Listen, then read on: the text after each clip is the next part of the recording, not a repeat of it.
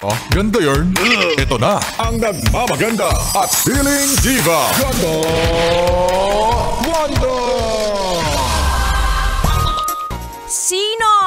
Sino ang mag-aakalang aabot ang 20 pesos mo sa araw na ito?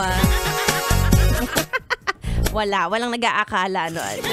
Mga yes, friend, it's me. It's a girl DJ Ganda Wanda. Kasama nyo na dito sa 101.1 Yes FM para sa programang Chika ni Wanda. Ay, pero yes, friend, alam mo, talent yan kung paano mo pagkakasyahin ang kakarampot mong pera bago ang sahod. Pero kakasahod pa lang Diba? Marami namang magandang epekto yan Kapag konti na lang ang pera mo, matututo kang magtipid. Makakapag-diet ka, matututo kang tumanggi sa mga yaya ng mga kaibigan mo. Napabigla-bigla na hindi naman planado.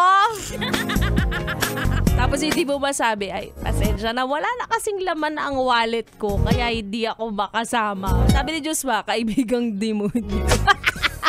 Pero dahil marupok ka, yung iba dyan na marurupok, hindi marunong tumanggi, mangungutang pa. Hala. Wag ganun. Kapag ganyang wala ka ng pera, minsan, nagkakaalaman kung sino ang mga tunay na kaibigan. Kapag niyaya ka, dapat automatic, libre na, di ba? Yung mga handang sumalo sa'yo sa mga panahong gipit na gipit ka na.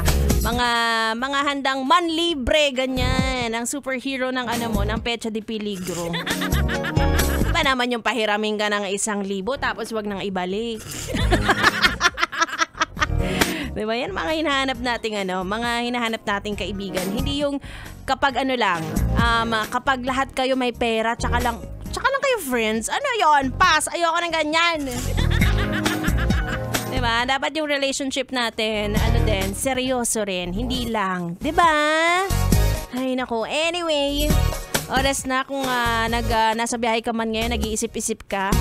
Tama bang kaibigan ko to si Anek? Baka naman chinichismis niya rin ako sa iba. Mga ganyan. Diba? Anyway, nag-uumpisa pa lang ang ating gabi. Kasama niyo ako hanggang alas 9. Again, it's me, Ganda Wanda. Dito lang sa 101.1 Yes FM. Solid. I'm a copycat.